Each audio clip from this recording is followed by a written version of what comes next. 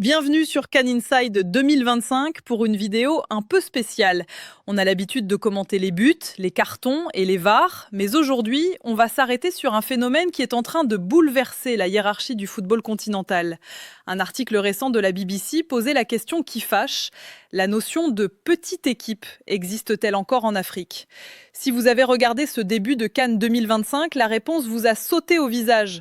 Non. C'est fini. Regardez les résultats. L'Égypte, septuple championne d'Afrique, battue par le Zimbabwe. Le Nigeria, accroché par la Tanzanie avant de marquer.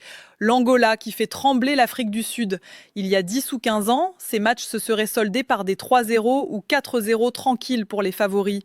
Les stars de Première Ligue venaient, jouaient à 60% et gagnaient. Aujourd'hui, c'est terminé. Ce n'est pas un hasard et ce n'est pas juste de la malchance pour les favoris. C'est une tendance de fond, structurelle. Le premier constat, c'est la fin du complexe d'infériorité. Avant, quand une équipe comme le Mozambique ou la Guinée-Bissau entrait sur le terrain face au Cameroun ou à la Côte d'Ivoire, le match était perdu dans les têtes avant le coup d'envoi. On jouait pour ne pas prendre une valise, on demandait des maillots à la fin du match. En 2025, regardez les yeux des joueurs du Zimbabwe face à Mohamed Salah. Il n'y a plus de peur, il y a du défi. Ils savent que Salah est humain, ils savent qu'ils peuvent le stopper. Ce changement mental est capital. Les petits ne viennent plus participer à la fête, ils viennent pour la gâcher. Mais le mental ne fait pas tout. Il y a une raison technique à ce resserrement. Le niveau tactique moyen de l'Afrique a explosé. Il n'y a plus d'équipes naïves tactiquement. Vous ne voyez plus ces défenses alignées n'importe comment, ces gardiens qui font des sorties kamikazes, ou ces équipes qui attaquent à 8 sans se soucier du repli défensif. Aujourd'hui, même la 24e équipe qualifiée à la CAN sait mettre en place un bloc bas compact, sait coulisser, sait fermer les espaces. Les entraîneurs sont mieux formés, la vidéo est partout, l'analyse de données est démocratisée. Battre le Zimbabwe ou la Namibie demande aujourd'hui autant de concentration tactique que de battre le Ghana. C'est ce qui rend cette CAN 2025 si passionnante, mais aussi si dangereuse pour les parieurs. Il n'y a plus de match facile. Le gros doit s'arracher à chaque fois. Dans le prochain segment, nous allons analyser le rôle crucial de la diaspora et des championnats intermédiaires dans cette révolution. Pourquoi un joueur de 2e division française est-il devenu l'arme fatale des petites nations ? Pour comprendre pourquoi une équipe comme les Comores ou la Mauritanie peut regarder le Cameroun ou l'Algérie dans les yeux, il faut regarder la feuille de match, ou plutôt le lieu de naissance et de formation des joueurs. C'est le facteur numéro 1 de ce nivellement par le haut, l'apport massif de la diaspora. Il y a 20 ans, les petites nations s'appuyaient essentiellement sur des championnats locaux, souvent faibles, manquant d'infrastructures et de rythme. Face à des stars évoluant en Europe, le fossé physique et tactique était abyssal dès la 60e minute. Aujourd'hui, regardez l'effectif de la Gambie, du Cap-Vert ou du Zimbabwe. La majorité de ces joueurs ont été formés dans les mêmes académies que les stars des grandes nations. Ils sont nés à Paris, à Londres, à Lisbonne ou à Bruxelles. Ils ont mangé la même rigueur tactique, la même discipline alimentaire, la même exigence physique depuis l'âge de 12 ans. C'est là que l'analyse devient intéressante. On a souvent tendance à mépriser les joueurs de seconde zone européenne, Ligue 2 française, Championship anglais, division intermédiaire belge ou turque. C'est une grave erreur de jugement. Un titulaire indiscutable en Ligue 2 française est un athlète de très haut niveau. Tactiquement, il est irréprochable. Physiquement, il est prêt au combat. La différence intrinsèque sur un match sec entre un bon joueur de Ligue 2 et une star de Ligue 1 n'est pas aussi grande qu'on le croit, surtout dans le contexte spécifique de l'Afrique. Chaleur, terrain, pression. L'équation est simple. Les petites nations ont remplacé leurs joueurs amateurs par des professionnels aguerris. L'écart s'est donc réduit mécaniquement. Prenons l'exemple des Comores, le fameux Sélacanthe. Leur ossature, c'est du solide professionnel. Ils n'ont pas le génie d'un Sadio Mané, mais ils ont 11 joueurs qui savent coulisser, qui ne font pas d'erreurs de marquage grossières et qui tiennent 95 minutes. Face à cela, le talent pur ne suffit plus. Si le gros ne met pas l'intensité nécessaire, le joueur de Ligue 2 mangera la star de Champions League au duel. De plus, cette génération de binationaux arrive avec une mentalité différente. Ils ne viennent pas en sélection pour les vacances ou pour faire plaisir à la famille. Ils viennent avec une ambition professionnelle. Ils voient la CAN comme une vitrine mondiale. Cela crée des groupes extrêmement soudés, homogènes, souvent sans diva à gérer, contrairement aux vestiaires parfois explosifs des grandes nations remplis d'ego. Ce phénomène est accentué par la démocratisation des outils de travail. Aujourd'hui, la Fédération de la Mauritanie ou du Rwanda a accès aux mêmes logiciels d'analyse vidéo, Wisecout, etc., que le Brésil ou la France. Les staffs sont professionnalisés. On ne voit plus l'entraîneur local dépassé tactiquement. On voit des techniciens, locaux ou étrangers, qui préparent des plans de jeu anti-possession d'une précision chirurgicale. Ils savent exactement où Mohamed Salah aime recevoir le ballon et ils mettent 2 joueurs formés en Europe pour lui fermer cet espace. Résultat, le match devient un bourbier pour le favori. Mais ce nivellement n'est pas seulement dû aux joueurs. Il y a un autre facteur, souvent ignoré, qui a tout changé, le terrain. Dans le prochain segment, nous allons voir pourquoi l'amélioration paradoxale des pelouses et des conditions de jeu a finalement aidé les petites équipes à mieux défendre. Nous avons parlé des joueurs formés en Europe, mais il faut parler de ce qu'ils apportent concrètement sur le terrain, la dimension athlétique. C'est peut-être le facteur le plus sous-estimé par le grand public, mais c'est celui qui saute aux yeux des analystes. Il y a 15 ans, le scénario d'un match David contre Goliath en Afrique était immuable. Le petit résistait héroïquement pendant 1 heure, puis les jambes devenaient lourdes, le repli défensif se faisait en marchant, et le gros marquait 2 ou 3 buts dans les 20 dernières minutes. Aujourd'hui, ce scénario est mort. Regardez le match de la Tanzanie ou du Zimbabwe. Ces équipes courent autant, voire plus, que leurs adversaires prestigieux. La préparation physique s'est standardisée. Les staffs des nations modestes utilisent les mêmes données GPS, les mêmes protocoles de récupération et de nutrition que le Maroc ou le Sénégal. Résultat, à la 90e minute, le défenseur de la Mauritanie est encore lucide. Il a encore le coffre pour serrer le marquage sur l'ailier star adverse.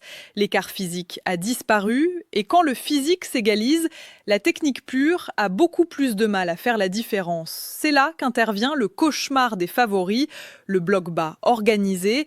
Il est beaucoup plus facile et plus rapide d'apprendre à une équipe à bien défendre, détruire le jeu, qu'à bien attaquer, créer le jeu. Les sélectionneurs des nations émergentes l'ont parfaitement compris. Ils ne cherchent pas à imiter le jeu de possession de l'Espagne. Ils perfectionnent l'art de la souffrance organisée.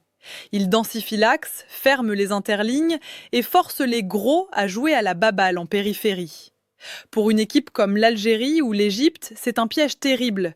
Ils ont le ballon, 60 ou 70% de possession, mais ils n'ont pas d'espace. Mohamed Salah ou Riyad Mahrez ont besoin d'un minimum d'espace pour accélérer. Face à un bloc compact, athlétique, qui ne se fatigue pas, ces génies se retrouvent étouffés, frustrés.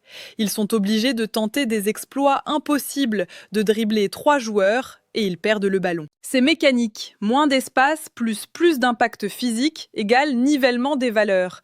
Et c'est là que le paradoxe du terrain intervient, celui que j'évoquais en fin de segment précédent. On a longtemps cru que de meilleures pelouses aideraient les équipes techniques. C'est vrai, mais de meilleures pelouses permettent aussi aux équipes défensives de mieux coulisser, de ne pas faire de faux rebonds sur les dégagements et de lancer des contre-attaques ultra rapides. Sur un bon terrain, la transition offensive d'une petite équipe, souvent composée de flèches rapides devant, est létale. Le bus n'est plus juste un bus garé devant le but, c'est un bus avec un moteur de Ferrari pour la contre-attaque. L'arme fatale de ces équipes, c'est le coup de pied arrêté, CPA. Puisque le jeu est fermé, la décision se fait souvent sur un corner ou un coup franc. Et dans ce domaine, la valeur marchande du joueur ne compte pas. C'est la détermination, le timing et la taille qui comptent. L'Angola ou le Zimbabwe travaillent ces phases comme des fous, car ils savent que c'est leur ticket gagnant. Dans le prochain segment, nous allons aborder l'aspect psychologique qui achève de détruire la hiérarchie. C'est la peur du favori. Pourquoi le maillot lourd à porter est devenu un handicap pour les grandes nations. Nous avons parlé de tactique, de physique et de formation, mais il reste un facteur invisible qui pèse des tonnes sur le terrain, la psychologie. C'est ici que le concept de petite équipe s'inverse totalement. Aujourd'hui, porter le maillot de l'Égypte, du Ghana ou du Cameroun est devenu paradoxalement un handicap mental lors des phases de poule. C'est ce qu'on appelle l'asymétrie de la pression. Imaginez la causerie d'avant-match. Dans le vestiaire du Zimbabwe ou de la Mauritanie, le discours est simple, positif, libérateur. Faites-vous plaisir, écrivez l'histoire, vous n'avez rien à perdre. Si on perd, c'est logique, si on gagne, vous êtes des dieux. Ils jouent avec ce qu'on appelle l'argent de la maison. Ils sont libérés. Maintenant, imaginez le vestiaire de l'Algérie ou du Nigeria face à ces équipes. Le discours est lourd, anxiogène. Il faut gagner, il faut marquer vite. Si on ne gagne pas, c'est une humiliation nationale. Attention au contre. Ils jouent pour ne pas perdre la face. Ils jouent pour éviter la honte. Et la peur de perdre est un moteur beaucoup moins efficace que l'envie de gagner. Cette pression se matérialise sur le terrain par le syndrome de la 30e minute. Si le favori n'a pas marqué après une demi-heure, la panique s'installe. Les gestes se précipitent, les stars comme Salah ou Osimhen, qui portent le poids de 100 millions d'habitants sur leurs épaules, commencent à vouloir sauver la patrie tout seuls. Ils dézonent, ils forcent les dribbles, ils s'agacent contre leurs coéquipiers. Le jeu collectif se délite. En face, le petit voit cette nervosité, il sent l'odeur du sang. Plus le temps passe, plus le petit grandit et plus le gros rétrécit. Il faut aussi parler de l'impact des réseaux sociaux et des médias modernes. La critique est instantanée, virale, brutale. Une mi-temps ratée du Ghana contre le Cap-Vert et c'est l'incendie sur Twitter. Les joueurs le savent, ils le sentent. Cette toxicité ambiante paralyse les jambes. À l'inverse, la Gambie ou la Guinée-Bissau évoluent dans une relative tranquillité médiatique. Cette bulle de sérénité est un atout majeur pour la concentration. Enfin, il y a la gestion des égos. Dans les grandes équipes, le banc de touche est rempli de stars frustrées, des joueurs qui valent des millions et qui font la tête parce qu'ils ne jouent pas. Cela peut pourrir l'ambiance d'un groupe en quelques jours. Chez les petits, le groupe est souvent une famille. Le remplaçant est le premier supporter. Cette solidarité, cette unité sacrée permet de résister aux tempêtes durant un match. On se bat pour le frère à côté de soi, pas pour sa propre cote transfert market. C'est pour toutes ces raisons que la hiérarchie est bouleversée. Le talent pur, les pieds, est toujours du côté des gros. Mais le contexte émotionnel, la tête, favorise désormais les challengers.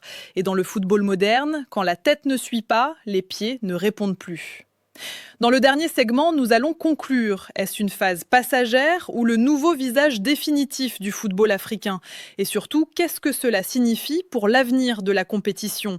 Faut-il s'habituer à voir des petits en demi-finale ou en finale?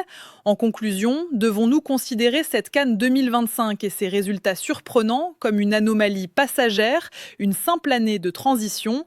La réponse est non. Ce que nous vivons est une mutation structurelle et définitive. Il n'y aura pas de retour en arrière. L'époque où le Cameroun, l'Égypte ou le Nigeria pouvaient se qualifier en demi-finale en jouant à 60% de leur capacité est révolue à jamais.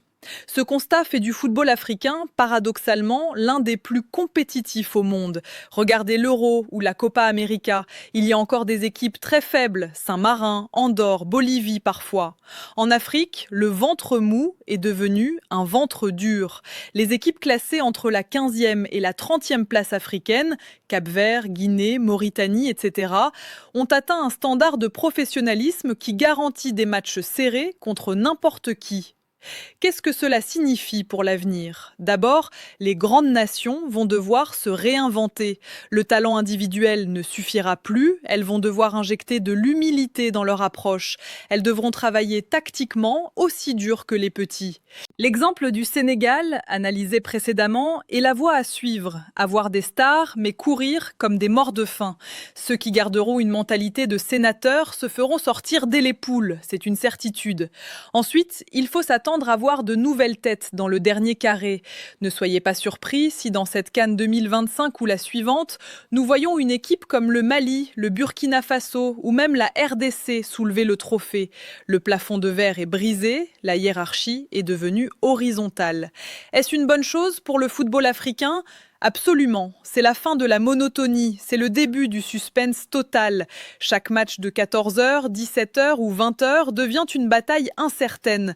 C'est aussi une excellente nouvelle pour le développement global. Cela force les fédérations à investir, à structurer, à ne plus se reposer sur leur laurier passé. Si l'Égypte veut rester l'Égypte, elle doit bosser plus que le Zimbabwe. C'est la loi du sport et elle est belle.